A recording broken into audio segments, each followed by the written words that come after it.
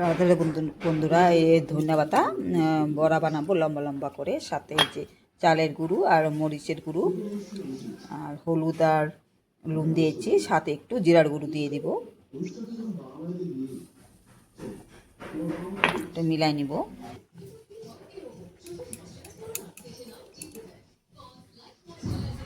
এদিকে ভাত বসিয়ে দিয়েছি, তেল গরম দিতে বসিয়েছি কড়াইতে। এইভাবে উল্টা দিব, একদিকে হয়ে গেছে সুন্দর লাল লাল।